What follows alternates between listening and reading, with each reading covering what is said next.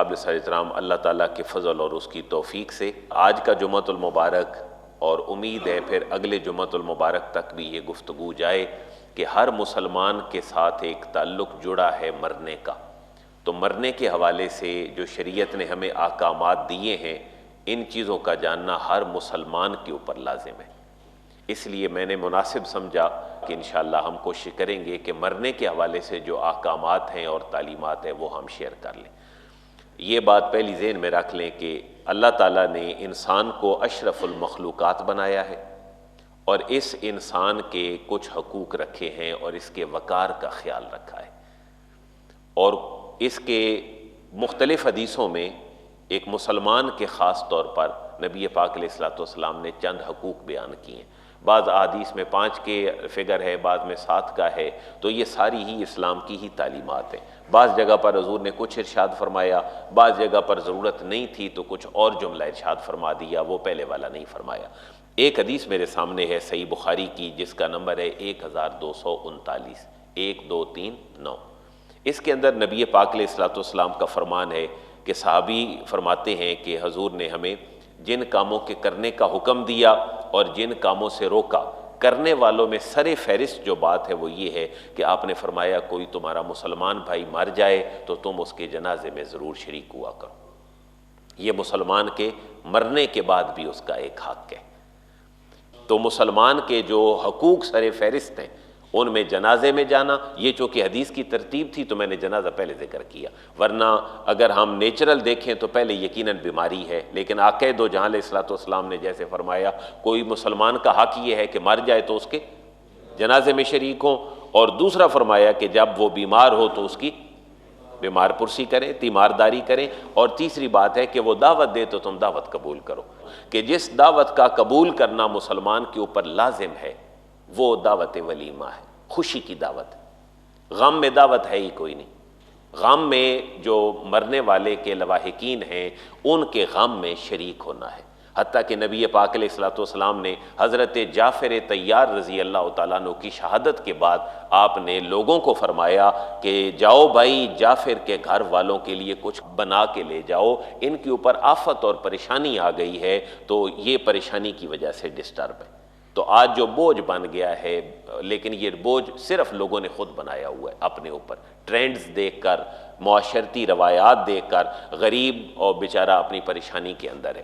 तो कुछ जो इलाकाई रसूमात हैं उनमें अच्छा भी है, दूर से मेहमान आते हैं, नान के दादके को दावत तो नहीं लेकिन खाने खिलाने का एहतमाम कर देते हैं। जो मरने के अंदर, ताज़ियत के अंदर मेहमान आए होते हैं, तो वो एक इलाकाई सकाफ़त में बहुत अच्छी बात है। और वो सिंपल खाना होता है, जैसे को दाल पक गई, को चावल पक गए, को मुनासिब सी रोटी पक गई। तो ये एक इंतज़ामी मसला है और इसको इंतज़ामी हवाले से आला तरीके से डील किया जाए। पहले ऐसा नहीं होता था कि कोई बंदा मरे और दूर से मेहमान आए, देहाती ज़िंदगी थी। आज हम टर्म बोलते हैं ना, दुनिया ग्लोबल विलेज बन गई है। तो पहले विलेज था, इसके अंदर ही पूरी दुनिया थी। बंदा पैदा हुआ, बचपन गुजरा, जवानी गुजरी, उस पिंड में ही शादी हो गई, नहीं तो बड़ी छलांग मारी तो दूसरे तीसरे पिंड में शादी हो गई। वो वॉक था, चलना था और आना जाना था, तो ये ज़रूरत नहीं थी। अब लोग चले गए दूर दराज में, तो मरने पे लोग तो बाहर की दुनिया से भी पहुंच जाते हैं। तो यहाँ इस चीज़ को ना देखा जाए कि ये तो शिरक है, ये बिदत है, ये हराम है, ऐसा नहीं। ये इंतज़ामी मसला है, लोग कहाँ जाएंगे। इसलिए अगर नानके दादके प्यार मोहब्बत से रिश्तेदार कोई ऐसा मामला कर देते हैं जिसमें मेहमानों को खाना खिला दिया जाए तो वो कोई हरज नहीं है। लेकिन दावत कबूल करना और उसके ऊपर लज़ूम शरीयत का कौन सी दावत है? वलीमे की दावत है। और वलीमे के भी फिर अपने आदाब हैं। बाज़ वलीमे में अगर कोई बंदे वैसे ही चले जाएं तो नबी पाक अलैहिस्सलातु वस्सलाम ने उनके बारे में बड़े सख्त अल्फाज फरमाए कि जो बिन बुलाए किसी दावत में आ जाए वो आते हुए चोर है और जाते हुए डाकू है। क्योंकि बगैर बुलाए आया, आप जब जा रहा है तो कुछ लेके जा रहा है, यानी खाना वगैरह और ये चीज़ें। तो इन सारी चीज़ों के आदाब हैं जो शरीयत मुतारा ने अता फरमाए। पहला हक ये है कि मरे तो जनाजा में शरीक हो, बीमार हो तो उसकी तीमारदारी करें, और तीसरा है दावत करे तो उसकी दावत को कबूल करें, और मजलूम मुसलमान हो तो उस मजलूम मुसलमान की वो मदद करें। और दूसरी बात यह है कि अगर कोई कसम उठा ले तो उसकी जो कसम है वो मुसलमान पूरी करे किसी भी हवाले से, जो किसी बंदे से रिलेटेड हो। और जब मुसलमान सलाम करे तो एक दूसरा मुसलमान उसके सलाम का जवाब दे। और आखिरी हक ये बयान फरमाया जो इस हदीस के अंदर है कि जब किसी को छींक आए तो उस छींक का जवाब दे। छींक वाला खुद क्या कहे, अल्हम्दुलिल्लाह, सुनने वाला यरहमुकल्लाह, फिर और अल्फाज भी वो बोल सकता है यहदीकुमुल्लाह, अल्लाह ताला तुम्हें हिदायत अता फरमाए। तो जिंदा लोगों के हकूक के साथ मरने वालों के भी शरीयत मुतारा ने हकूक रखे और इंसान को वकार के साथ दफनाने की बात की है। अगर वैसे ही फेंक दिया जाता मुर्दे को तो आप देखते हैं चीलें कव्वे उठा के ले जाते। इंसानों की बेहुरमती थी, उनके लिए बेहतरीन तरीका ये रखा कि जहाँ से इंसान पैदा हुआ है मट्टी से, वहीं पर ही उस इंसान को दोबारा लौटा दिया जाए। और दूसरी बात नबी पाक अलैहिस्सलाम ने फरमाई कि जनाजे से पहले अगर तुम्हारे पास फुर्सत हो और अल्लाह ताला ने उसको मरने से पहले कोई बीमारी में मुब्तला किया हो तो तुम कोशिश करो कि उसकी तीमारदारी किया करो। ये मुसलमान का राइट है और उसका हक है, एक दूसरे मुसलमान के ऊपर लाजिम है कि वो उसकी तीमारदारी करे। फिर तीमारदारी भी एक मुकम्मल एक टॉपिक है जिसके ऊपर हमें गुफ्तगू करनी चाहिए। हमें बीमार के ऊपर जाकर बोझ नहीं बनना चाहिए, बल्कि पूरे आदाब हैं तीमारदारी के। मसलन मोटी मोटी बातें ये हैं कि जब जाएं तो अगर वो माली लिहाज से यकीनन परेशान होगा, बीमार है, हॉस्पिटल में है, हस्ब तौफीक उसकी खिदमत करें। दूसरी बात यह है कि उसके लिए गुफ्तगू ऐसी करें जो मायूसी वाली ना हो, बल्कि बड़ी होपफुल और पुरुमीद गुफ्तगू हो जिससे उसका दिल बहले और उसका ख्याल जो है वो बीमारी से हटे। फिर नबी पाक अलैहिस्सलाम ने हमें जो दुआएं बतलाई हैं मरीज़ के पास जाकर पढ़ने के लिए, वो सिर्फ बतलाई नहीं है, आपने अपने ऊपर भी अप्लाई किया है और सहाबा कराम के ऊपर भी अप्लाई किए। मैं 2 हदीसें सिर्फ आपकी खिदमत में पेश करता हूँ। मैंने उनको अपने मोबाइल के क्लिप बोर्ड पे रखा है, कहीं भी कोई बीमार हो फेसबुक पे लगा होता है दुआ कर दें, सोशल मीडिया पर, तो वैसे दुआ करने से बेहतर है मसनून दुआ, अरबी तर्जमा बाकायदा हदीस का नंबर उनको भेज दिया जाए। एक हदीस मुबारक के अल्फाज हैं कि आक़े दो जहां अलैहिस्सलाम ने इरशाद फरमाया, अमल भी किया इसके ऊपर, कि जब तुम किसी मरीज़ के पास जाओ तो ये दुआ 7 दफ़ा पढ़ो। अगर अल्लाह ताला ने उस बंदे की मौत नहीं लिखी हुई इस बीमारी के दौरान ही तो अल्लाह उसको ज़रूर शिफा अता फरमा दे। और बड़े सिंपल से अल्फाज हैं, अस्अलुल्लाहल अज़ीम रब्बल अर्शिल अज़ीम अन यशफियका। अव्वल आखिर दुरूद पाक पढ़ लिया जाए और ये दुआ अगर 7 दफ़ा पढ़ के दम किया जाए तो नबी पाक अलैहिस्सलाम ने फरमाया अल्लाह ने अगर मौत नहीं लिखी तो अल्लाह उसको ज़रूर शिफा अता फरमा देगा। ये सुनन नबी दाऊद की हदीस मुबारक है 3106। एक और हदीस मुबारक है जो हुजूर ने भी, जिसके ऊपर सुन्नत भी है, आपने अमल किया, और जब हुजूर बीमार हो गए अपने आखिरी अय्याम में तो आप तकरीबन 14 दिन बीमार रहे, नमूनिए की कैफियत हुजूर को बनी।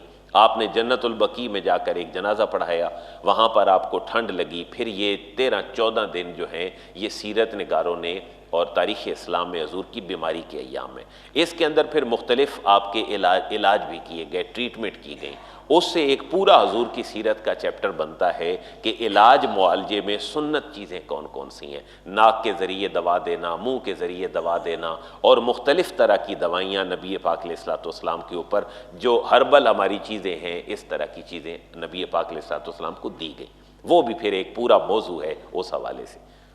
तो आपकी बीमारी के जो अय्याम थे, अम्मा आयशा फरमाती हैं कि मैं नबी पाक अलैहिस्सलाम को इस दुआ के साथ दम करती थी जो हुजूर ने मुझे बतलाई थी और हुजूर अमूमन सहाबा इकराम के ऊपर अप्लाई करते थे। ये हदीस जो है ये सही बुखारी की हदीस है और 5675 नंबर है इस हदीस मुबारक का, 5675। मैं आप दोस्तों से शेयर भी कर लूँगा जो राब्ता करेंगे तो उनके ऊपर ये आप लोगों तक पहुँचाएँ भी और इनको पढ़ें भी और इनको याद भी कर लें। अरबी याद नहीं होती तो चलें उसका मफहूम ही अपने ज़हन के अंदर हो। ये जो दुआ है इसमें हजूर यूँ दम फरमाते, अम्मा आयशा फरमाती हैं, अज़हिबिल बासा रब्बन नास। बास बीमारी को कहते हैं, ए अल्लाह ये जो सख्ती है, परेशानी है, अज़हिब, इसको तू ले जा, अल्लाह इसको दूर कर दे। अज़हिबिल बासा रब्बन नास, ए लोगों के रब इस बीमारी को तू ले जा। वशफ़े अंत शाफ़ी, ए अल्लाह शिफा दे दे, तू शिफा देने वाला है। और अल्लाह ऐसी शिफा अता फरमा कि शिफा अल्लाह युगादिरु सक़मा, ए अल्लाह इसके बाद शिफा के बाद कोई बीमारी ना रहे, तू ऐसी शिफा अता फरमा। अज़हिबिल बासा रब्बन नास वशफी अंत शाफी ला शिफा इल्ला शिफाउक शिफा अल्ला युगादिरु सकमा। तो अब हम इस बात की तरफ आएँ अगर कि जो मरने के हवाले से हकूक़ हैं, तीमारदारी के हवाले से, तो नबी पाक अलैहिस्सलाम ने फरमाया मौत की कभी तमन्ना नहीं करनी, ज़िंदगी को एंजॉय करना है जो अल्लाह ने नेमत दी है। कभी हालात आ जाएं परेशानी वाले तो मौत की तमन्ना नहीं करनी। हाँ, एक हदीस के अल्फाज में हुज़ूर ने फरमाया यूँ कह दिया करो कि ऐ अल्लाह जब तक मेरे लिए ज़िंदा रहना बेहतर हो मुझे ज़िंदा रख, और ऐ अल्लाह अगर कहीं मेरे लिए मरना बेहतर है तो मुझे मौत अता फरमा दे। लेकिन बिल्कुल ही ऐसे कलिमात बोलना जो मायूसी वाले हों, नाउमीदी वाले हों, और ये अल्लाह ने इतनी बड़ी नेमत जो ज़िंदगी की अता फरमाई है इसका उसको एहसास ही ना रहे, इन कलिमात से नबी पाक अलैहिस्सलाम ने मना फरमाया। मैंने जो हदीस आपके सामने रखी ना, अल्लाहुम्मा अह्यिनी, ऐ अल्लाह मुझे तू ज़िंदा रख, मा कानतिल हयातु खैरन ली, जब तक मेरे लिए ज़िंदगी बेहतर हो। ये भी अबू दाऊद शरीफ की हदीस मुबारक है और 3108 इस हदीस मुबारक का नंबर है।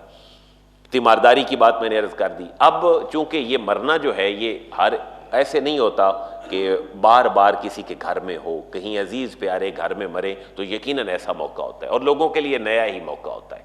उसके लिए बुनियादी बात सबसे ये है, नबी पाक अलैहिस्सलाम ने फरमाया अगर तुम किसी बंदे की नज़ा की कैफियत देखो जिसके अंदर उसके ऊपर मौत तारी होने लगी है, तो तुम उसके करीब ऐसा पुरसकून माहौल क्रिएट कर दो कि वो कलिमा जो तय्यबा है ला इलाहा इल्लल्लाह मुहम्मद रसूलुल्लाह, वो कलमे तौहीद और तालील जो है उसको पढ़ने की तरफ आ जाए। यहाँ उलमा ने और सूफिया ने, मुहद्दिसीन ने, बुज़ुर्गों ने, मुफस्सिरीन ने ये बात लिखी है कि उसको तलकीन ऑर्डर करके ना की जाए।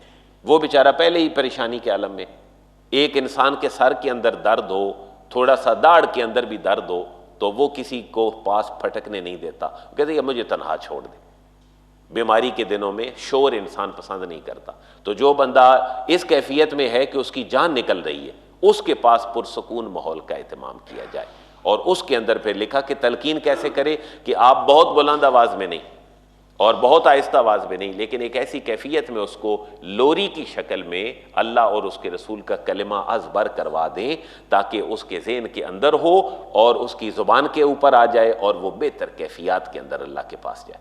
और फिर एक हदीस मुबारक ये भी है कि मन काना आखिर कलाम ला इलाहा इल्लल्लाह दखलल जन्नह औ कमा क़ाल रसूल।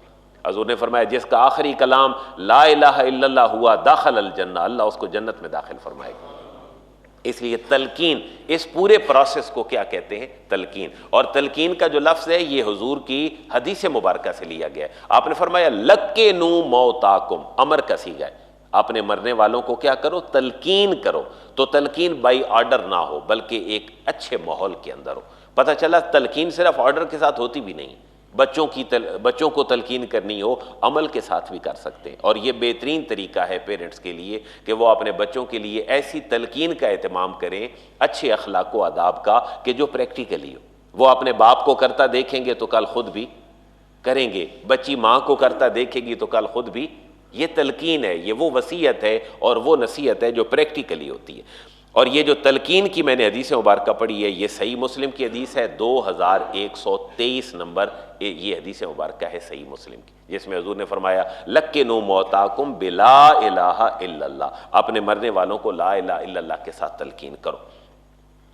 उसके बाद जब इंसान किसी का को मर जाए तो यकीनन रोना एक फितरती अमल है। और नबी पाक अलैहिस्सलाम की अपनी सुन्नत और अपना जो तरीका हम तक पहुँचा है वो ये है कि नबी पाक अलैहिस्सलाम की आंखों से खुद भी आंसू निकले। आंसू बहाना किसी प्यारे मरने वाले पर यह शरीयत में मना नहीं है। हाँ, जो शरीयत की ममानियत है अहले सुन्नत के मुताबिक अहकामात में वो ये है कि इंसान ऐसा वावेला करे जिसके अंदर अल्लाह की नाशुक्री हो, पंजाबी में हो, पश्तो में हो, इंग्लिश में हो, जैसे औरतें करती हैं। इसीलिए औरतों का जनाजे के साथ जाने पर शरीयत ने इसरार नहीं किया। आप देखते हैं हमारी बरसगीरी रवायत में और मुसलमानों के यहाँ जो औरतें हैं वो जनाजे के अंदर शरीक नहीं होती। उसकी एक वजह भी यही है कि औरत जो है वो नरम दिल होती है, वो जज़ा फ़ज़ा करती है और वो कहीं जनाजे के साथ जाए किसी प्यारे के साथ तो उसको इस सदमे की हालत में दुपट्टे उतर जाएं, लिबास का ख्याल ना रहे। इसलिए शरीयत ने इस अमल को औरत के लिए लाजिम नहीं रखा है, बिल्कुल भी नहीं रखा है। वरना आप ये देखें सही बुखारी और मुस्लिम और सियासता की हदीसें मुबारक हैं, ऐसी बातें अमूमन लोगों तक नहीं पहुंची होती तो वो बड़ा अजनबी ख्याल करते हैं। वरना जब ईद का इज्तिमा होता था दौर रिसालत में तो ख़वातीन उस ईद के इज्तिमा में शरीक हुआ करती थी, क्योंकि ईद का इज्तिमा कहाँ होता था? शहर से बाहर, मस्जिद के अंदर रूटीन ऐसी नहीं थी। यानी सूरज गिरन की नमाज हो, बारिश की हो, चांद गिरन की हो, वो कोई भी नमाज हो, वो दूर आबादी के अंदर निकल कर है। जैसे बारिश के लिए दुआ मांगी जाती है तो ईद का तसव्वुर भी बाहर था। लेकिन मसाजिद में पढ़ने में भी अब इस दौर में जब इतने रशी इलाके बन गए कि मस्जिदें भर जाती हैं, अल्हम्दुलिल्लाह हमारी मस्जिद ये भर जाती है ईद के मौका पर, कहीं कोई जगह खाली नहीं होती। अब तो 2-3 साल से ग्राउंड के अंदर इज्तिमाई ईद होती है, हालांकि वहाँ भी सारे लोग इकट्ठे नहीं होते और 1-2 जगह पे ईद अभी रह जाती है, फिर भी बहुत हज़ारों की तादाद में मजमा होता है। तो ये सिर्फ एक सोसाइटी की बात है, आप पूरे निज़ाम को इकट्ठा करें तो फिर कहाँ लोग इकट्ठे होंगे? इकट्ठे हो ही नहीं सकते किसी जगह पर। तो जो नापाकी के अय्याम में ख़वातीन होती थीं वो भी बाकायदा ईद के इज्तिमा में नबी पाक अलैहिस्सलाम के ऑर्डर पर वो बाकायदा शरीक होती। उसकी वजह क्या थी कि वो मुसलमानों की मूवमेंट जो है, मुसलमानों की जो मुशावरत हो रही है, हजूर जो वाज फरमा रहे हैं उस वाज को वो बाकायदा सुने और मुसलमानों की दुआओं में शरीक हों। बल्कि ये जो फंड रेजिंग का तसव्वुर है ये भी ख़वातीन के यहाँ बाकायदा सही हदीस मुबारक से साबित है, यानी छोटे दर्जे की हदीसें नहीं है, बाकायदा बुखारी मुस्लिम सियासता लेवल की हदीसें हैं कि जिनमें ख़वातीन अपनी तरफ से जो फंडिंग है वो नबी पाक अलैहिस्सलाम की बारगाह में करती, जिहाद की तैयारी होती, गुरबा मसाकीन की मदद होती, बिल्कुल ऑथेंटिक ये हदीस मुबारक है। फिर जिस वजह से आजकल ऐसा नहीं होता उसमें एक ही वो वजह है जो मैंने आपकी खिदमत में रख दी है कि औरत का बाहर निकलना फितना फसाद का मूजिब ठहराया गया और उसके लिए कहा गया कि अब औरत जो है चूँकि जनाजे में शिरकत करना फ़र्ज़ नहीं है और ईद पढ़ना भी फ़र्ज़ नहीं है, जमात के साथ नमाज पढ़ना औरत के लिए लाजिम नहीं है, तो हालात बदल गए, दौर रिसालत की बरक़ात जो हैं वो कम होती गईं। अब दौर आगे बढ़ता गया तो फितने फसाद का दौर आता गया, इसलिए उलमा इस्लाम ने कहा कि औरत अब घर तक अपने महदूद रहे। कहीं ऐसा वक़्त आ जाए कि इस ख़वातीन की ज़रूरत पड़े मुसलमानों को जिहाद के अंदर मुजाहिदीन के साथ या किसी भी जगह पर, हमारे लिए वो सारी हदीस मुबारका और सारे अहकामात बिल्कुल उसी तरह आज भी काबिल अमल हैं और हमें उनके ऊपर अमल करना चाहिए। बल्कि आजकल ख़वातीन की लर्निंग का जितना अल्लाह ने बेहतर सहूलत दी हमें सोशल मीडिया की शक्ल में, घर बैठे ख़वातीन दीन सीख सकती हैं, लेकिन कोई ऐसा दायरा कार नहीं है कि जिसके अंदर बाकायदा किसी मनहज के साथ ख़वातीन को तालीम दी जाए। अब सोशल मीडिया आप खोलें, एक नहीं सैकड़ों लोग हैं भात भात की बोलियाँ बोलने वाले, तो ये स्कॉलर के लिए तो सारे सुनना ठीक है, लेकिन एक आम घर का फ़र्द और घर की जो खातून है वो कितनी बातें सुनेगी? वो तो सारे इस इस्लाम के बारे में शक में मुब्तला हो जाएगी। इमाम शाफी ये कहते हैं, इमाम अहमद बिन अम्बल ये कहते हैं, इमाम आज़म अबू हनीफा ये कहते हैं, इमाम मालिक ये कहते हैं, फ़लाँ ये कहता है, फ़लाँ इमाम का ये मौक़िफ़ है। उन्होंने कुरान और सुन्नत के टेक्स्ट और नसूस अपने सामने रखे और जो अपने इलाके के लिए लाए अमल बनता था वो बेहतरीन तरीके से लोगों के सामने पेश कर दी। हाँ, क़यामत तक इस्लाम के अंदर जो इज्तिहाद का तसव्वुर है वो बरकरार है। कहीं भी हालात ऐसे आएँ, नए मसाइल पेश आएँ, उन सारी चीज़ों को सामने रख कर लोगों की रहनुमाई होनी चाहिए। तो नबी पाक अलैहिस्सलाम ने फरमाया कि जब कोई बंदा फौत हो तो सब्र से काम लो सबसे पहले। उससे ख़वातीन की बात इस तरफ चली गई कि सब्र से काम कैसे लो, कि आपने बेहतरीन तालीम इरशाद फरमाई। सही मुस्लिम की हदीस है 2127, नबी पाक अलैहिस्सलाम ने फरमाया, इसकी रावी हज़रत उम्मे सलमा है। हज़रत उम्मे सलमा हमारी माओं में से एक माँ है, उम्महातुल मोमिनीन में से। इनकी पहले शादी अबू सलमा से हुई थी और वो शहीद हो गए किसी गज़वा में। नबी पाक अलैहिस्सलाम की बारगाह में हज़रत उम्मे सलमा हाजिर हुई, अर्ज़ करती हैं, हुज़ूर मेरा शौहर फौत हो गया है, बहुत जेंटलमैन आदमी था, मुझे सब्र नहीं आ रहा, मैं क्या करूँ? आपने फरमाया तू ये कलमा पढ़ा कर। एक इस हदीस के अल्फाज हैं, इन्ना लिल्लाहि व इन्ना इलैहि राजिऊन। कुछ अरबी के अल्फाज और भी हैं, मुसलमानों को इतनी भी याद हो तो काफ़ी हैं कि तू सदमे के वक़्त ये पढ़ा कर। हज़रत उम्मे सलमा फरमाती हैं कि मैंने हुज़ूर का ये हुक्म सुन तो लिया और इसको पढ़ भी लेती थी, लेकिन मैं समझती थी मेरा इतना आला शौहर था अबू सलमा, मुझे उससे मुतबादिल और बेहतर शौहर कैसे मिलेगा? आप फरमाती हैं मैं इसको पढ़ती रही तो अल्लाह ताला ने मुझे नबी पाक अलैहिस्सलाम की शक्ल में अपने शौहर से लातादाद मरतबा बेहतर शौहर अता फरमा दी। उनकी शादी नबी पाक अलैहिस्सलाम के साथ हो। तो ये सबसे पहले है, किसी घर के अंदर मर्ग हो तो बच्चे बड़े सबसे पहले किससे काम लें? सब्र से काम लें। वो सब्र के लिए बेहतरीन कलिमात क्या है? इन्ना लिल्लाहि व इन्ना इलैहि राजिऊन। फिर एक और बात है, हमने ये खास कर लिया है मरने के साथ, लेकिन ये किसी पसंदीदा चीज़ के गुम हो जाने की वजह से। एक बंदा मर गया तो पढ़ा, अल्लाह की तरफ से आया था, अल्लाह की तरफ चला गया। गुमशुदा चीज़ के पढ़ने के लिए भी ये कलिमात जो हैं वो हमें कोई हर्ज नहीं। कोई दुख की कैफियत हो तो खुशी छिन गई, उसके बदले हमें क्या मिल गया? दुख मिल गया। कोई परेशानी आ गई, इंसान ने सच बोलना था, उसने नहीं बोला, वो झूठ आपके सामने बोल रहा है, तो उसको ये कहने के बजाय कि तू झूठ बोल रहा है, क्या पढ़ लिया जाए? इन्ना लिल्लाहि व इन्ना इलैहि राजिऊन। आपको सवाब का सवाब है, उसके लिए इंडिकेशन की इंडिकेशन है कि तुमने ठीक नहीं किया, क्योंकि मुसलमान की ज़ुबान से एक्सपेक्टेड क्या था? सच था। उसने झूठ बोला, मुसलमान की ज़ुबान से एक अच्छी चीज़ गुम हो गई और उसका मुतबादिल क्या मिलना था? सच मिलना था। लिहाजा बड़े कॉम्प्रीहेंसिव कलिमात हैं। इन्ना लिल्लाहि, बीमार की शिफा याबी के लिए पढ़ने में भी कोई हरज नहीं है। सेहत थी ना उसके पास और वो चली गई, उसके पास क्या आ गई? बीमारी आ गई। बीमारी का बेहतर मुतबादिल क्या है? उसको सेहत मिल जाए। तो गुमशुदा चीज़ के मिलने में भी इन्ना लिल्लाहि व इन्ना इलैहि राजिऊन पढ़ने में कोई हरज नहीं है। तो सबसे पहले सब्र से काम लिया जाए।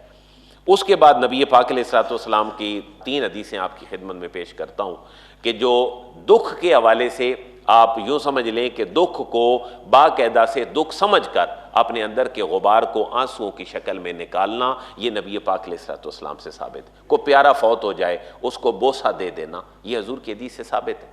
जैसे कोई माँ फौत हो गई, बाप फौत हो गया, भाई फौत हो गया, बहन फौत हो गई, ये एक बड़े मोहब्बत वाले रिश्ते हैं। मैं 3 हदीसें आपकी खिदमत में पेश करता हूँ।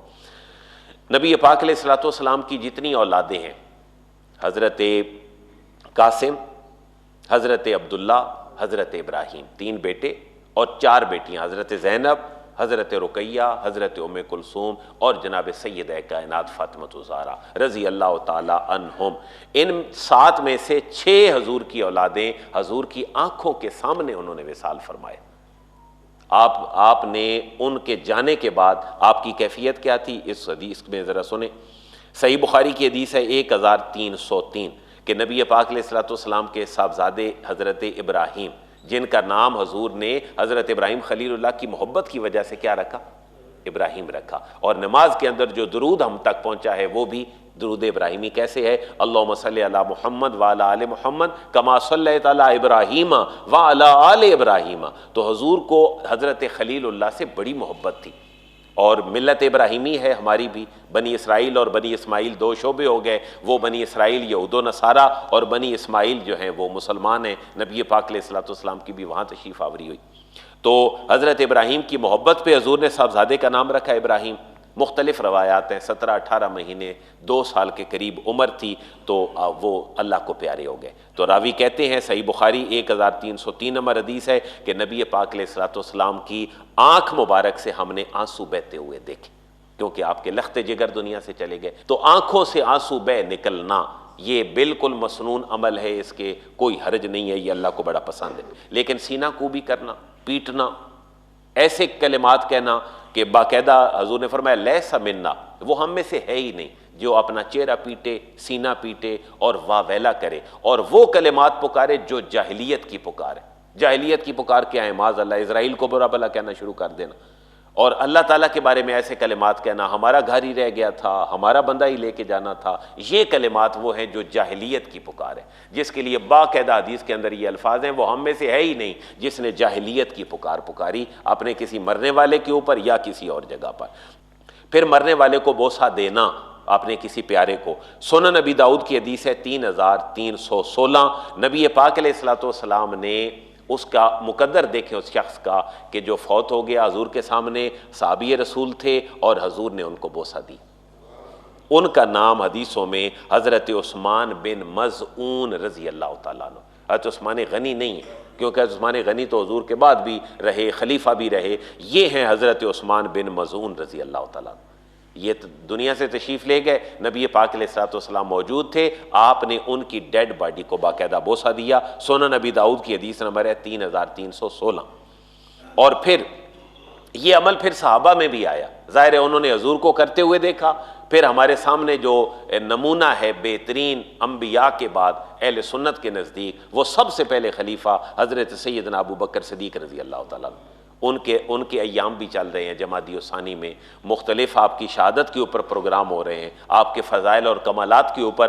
उसी सिलसिले में मैं ये बात आज आपसे शेयर कर रहा हूँ, और वो ये कि नबी पाक अलैहिस्सलातु वस्सलाम जब आप इस दुनिया से तशरीफ़ ले गए तो सैयदना अबू बकर सिद्दीक़ रज़ी अल्लाह तआला अन्हु कहीं दूर थे। आपको थोड़ी देर बाद पता चला, आप दौड़े दौड़े तशरीफ़ लाए। आपने आक़ा दो जहां अलैहिस्सलातु वस्सलाम के चेहरे मुबारका से कपड़ा उठाया और फ़ौरन आपसे लिपट गए, और हज़रत अबू बकर सिद्दीक़ रज़ी अल्लाह तआला अन्हु ने भी नबी पाक अलैहिस्सलातु वस्सलाम को बोसा दी। और ये सही बुखारी की हदीस है, 4188 नंबर ये हदीस मुबारक है। तो ये जो कुछ रवायात हमारे यहाँ हैं, ये बड़ी आला हैं और बड़ी एक तर्जुमान है अंदर की फीलिंग्स की। इनको कोई ऐसा मज़हब का लिबादा उड़ा देना जो अननेचुरल हो, शरीयत ने इसकी बिल्कुल इजाज़त नहीं दी। और फिर और भी हजूर ने दुआएं मांगी। जो छोटे बच्चे हजूर के दुनिया से तशरीफ़ ले गए, उनके लिए हजूर ने एक और दुआ भी पढ़ी। वो पहले मैंने 2 दुआएं जिक्र की हैं। सही बुखारी की हदीस है 1284। हजूर ने फरमाया, इन्ना लिल्लाहि मा अखज़ा, बेशक अल्लाह ताला के लिए ही था जो अल्लाह ने ले लिया, वलहू मा आता, और उसी का ही था जो उसने हमें अता किया था, वो ले लिया। वकुल्लुन इंदहू बिअजलिम मुसम्मा, और अल्लाह ताला के यहाँ तो हर एक की मुद्दत मुतय्यन है। लिहाजा ए मुखातब, जब तुम्हें कोई ऐसी परेशानी पेश आए, आपने इस अरबी के लफ्ज़ को देखना है, तर्जुमा क्या है, फल तस्बिर, तुझे चाहिए कि तू सब्र कर, वल तहतसिब, और तुझे चाहिए कि तू अपना मुहासबा कर कि तूने भी उसी रास्ते के ऊपर जाना है जिस रास्ते के ऊपर ये जाने वाला चला गया है। और फिर जो अब जाने वाला तो चला गया, लेकिन जब कहीं मिल रहे हैं तो कह रहे हैं यार बंदा तो बड़ा अच्छा था, लेकिन बस ये 2-3 उसके अंदर बड़ी खामियां थी। ये हमारी जो एक रवायत और ज़ुबान बन चुकी है, बाज़ जगहों पर इसकी इस्लाह होनी चाहिए। इसके बारे में एक हदीस सुने, सही बुखारी की हदीस है 1393। नबी पाक अलैहिस्सलातु वस्सलाम ने ये फरमाया कि जब तुम्हारा कोई जाने वाला चला जाए तो उस जाने वाले को बुरे अल्फाज के साथ याद ना करो, उसकी अच्छाइयाँ बयान करो। और अच्छाइयाँ भी ऐसी नहीं जो नहीं है और आप बयान करते जाएं, जो उसकी अच्छाइयाँ थीं उन अच्छाइयों को बयान करें। तो इसके क्यों कि वो जो जाने वाला है वो तो अपने अंजाम को पहुंच चुका है। तुम अपनी ज़ुबान को क्यों ख़राब कर रहे हो? तुम्हारा उसके बारे में कोई ऐसी गुफ्तगू करना उसके लिए भी अजाब का बायस है। एक और हदीस मुबारका भी है, जिसने नोहा किया और जिसने जाहिलियत की पुकार पुकारी, जिसने सीना पीटा, जिसने चेहरा पीटा, तो इस अमल से मरने वाले को उसकी कब्र के अंदर भी तकलीफ होती।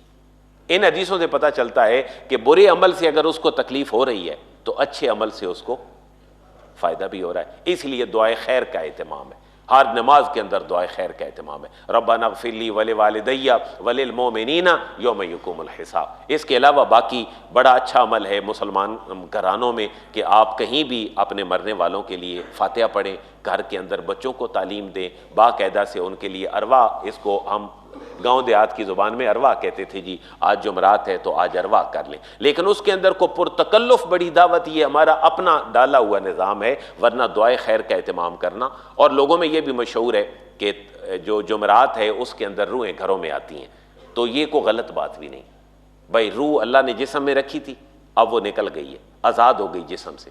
तो जिस्म भी अल्लाह की मखलूक है और रूह भी अल्लाह की मखलूक है, वो अल्लाह के हुक्म से जहाँ चाहे जा सकती है। जुमरात की कैद ही कोई नहीं है, वो जुमे को भी जा सकती है, वो हफ्ते को भी जा सकती है, इतवार पीर मंगल बुध जुमरात जुमा, वो जब चाहे जहाँ चाहे वो जा सकती है। भाई हम उसको देख नहीं सकते, लिहाजा हमारे पास कोई ऐसे पैरामीटर नहीं है कि वो जुमरात को आ रही है, जुमे को आ रही है। लेकिन अरवाह का घरों में आना ऐसे ही दुनिया के अंदर है जैसे मैं और आप कहीं एक दूसरी जगह पे चले जाते हैं, सिर्फ रूह नज़र नहीं आती। और यहूदी बड़े इंटेलेक्चुअल थे, उन्होंने हजूर के दौर में आपके सामने ही हजूर से सवाल पूछा जिसको सूरह काफ में जिक्र किया गया, यसअलूना का रूह, ए हबीब आपसे ये रूह के बारे में भी सवाल करते हैं, रूह क्या है?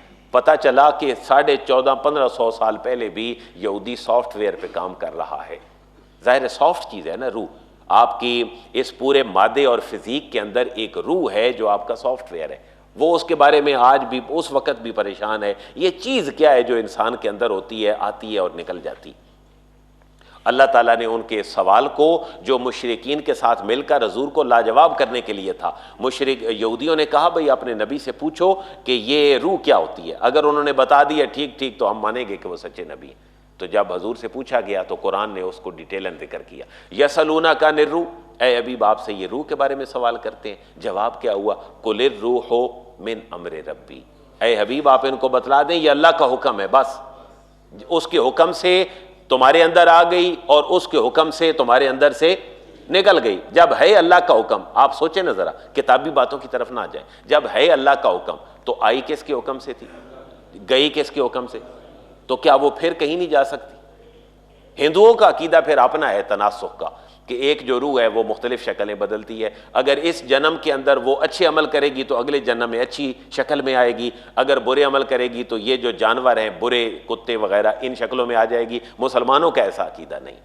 मुसलमानों का ये अकीदा अल्लाह के हुक्म से रूह आई और चली गई, उसके बाद को अगला फलसफा नहीं है कि अगले जन्म में वो कैसे आएगी। हाँ, ईमान बिल आखिरत है, माशर का मैदान है, अल्लाह के हुजूर पेश होना है, जो बातें कुरान और सुन्नत में मौजूद हैं वो हमारा ईमान और वही हमारा अमल है। इसलिए अपने गए हुए प्यारों को याद करना ये इतना आला अमल है कि आप इसका अंदाजा नहीं कर सकते। अगर आज आप याद करेंगे तो कल कोई आपको और मुझे भी याद करेगा। वरना देखें ना जी, हम अपने अब्बू को तो याद कर लेते हैं, दादा को कौन याद करेगा, परदादा को कौन याद करेगा?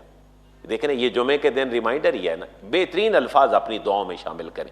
और वो दुआएं कहें, अल्लाह मेरे वालिद से लेकर हज़रत आदम अलैहिस्सलाम तक, मेरी माँ से लेकर हज़रत आदम और हव्वा तक जितने दुनिया से जा चुके हैं, अल्लाह उनकी बख्शिश फरमा दे।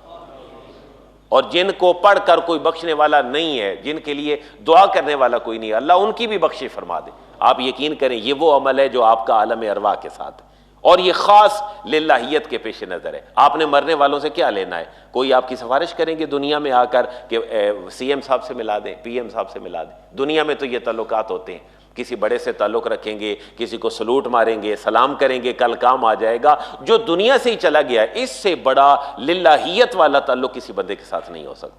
इसीलिए हमारी नमाज के अंदर भी ये दुआ शामिल है, रब्बना ग़फ़िरली वले वालिदैया वलिल मोमिनीना यौम यक़ूमुल हिसाब। और इस दुआ के अंदर भी मैं अमूमन आपसे शेयर करता रहता हूँ, सोशल मीडिया बड़े फितने वाली चीज़ भी है, पॉजिटिव भी है, मैं समझता हूँ पॉजिटिव पहलू ज़्यादा है। नमाज 3 पोर्शन है, पहले अल्लाह की तारीफ़, दूसरा पोर्शन नबी पाक अलैहिस्सलातु वस्सलाम पे दुरूद व सलाम, और तीसरा पोर्शन दुआ है। कौन सी दुआ मांगना चाहते हैं आप? जो दुआ, अहले सुन्नत का मौक़िफ़ क्या है, जो दुआ कुरान और सुन्नत से साबित है वो दुआ मांगी जाए। एक और मौलवी साहब ने कहा जी आप सईदे में, रुकू सुजूद में पंजाबी, पश्तो, फारसी में भी नमाज पढ़ सकते हैं। नहीं, अहले सुन्नत ने, फ़ुक़हा ने, उलमा ने, आनाफ ने इतनी खुली छुट्टी नहीं दी।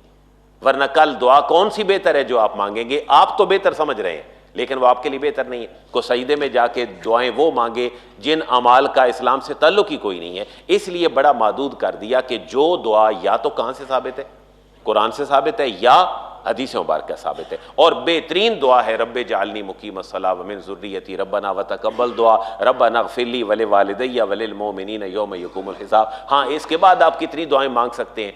आप इंडिविजुअली नमाज पढ़ रहे हैं, आप एक नहीं 100 दुआएं नमाज के अंदर मांग सकते हैं। यौम यक़ूमुल हिसाब तक पढ़ लिया, रब्बि ज़िदनी इल्मा, रब्बिरहम्हुमा कमा रब्बयानी सगीरा, रब्बना ज़लमना अनफुसना व इल्लम तग़फ़िर लना व तरहमना लनकूनन्ना मिनल ख़ासिरीन। सय्यदुल इस्तिग़फ़ार के बारे में बड़ी मशहूर रवायत है, जिसने सुबह पढ़ा शाम तक मर गया वो शहीद है, जिसने शाम को पढ़ा सुबह तक मर गया वो भी क्या है? सही बुखारी के हदीस मुबारक है। इसी तरह और बहुत सारे, बिस्मिल्लाहिल्लज़ी ला यदुर्रु मअ इस्मिही शैउन फिल अर्दि वला फिस समाई व हुवस समीउल अलीम 3 दफ़ा सुबह शाम पढ़ने की बात है। जनाब आप अपनी फजर की नमाज में इसको पढ़ें, लेकिन इमाम इन दुआओं के दर पे ना हो। ये आनाफ का मौक़िफ़ है। क्यों कि बाज़ लोग इसको नेगेटिव लेते हैं, जी आनाफ तो देखें ना दुआएं नहीं पढ़ते सुन्नत। आनाफ का मौक़िफ़ ये है कि कम से कम अल्लाह का हुक्म जितनी दुआ से पूरा हो सकता है करें। अल्लाह अल्लाह खैर सल्ला, बाहर जाएँ अपने काम करें। दुआएं मांगनी है 100 बिस्मिल्लाह आप और मांगते रहें। ये मौजू इंशाअल्लाह हमारा मरने के हवाले से जारी रहेगा।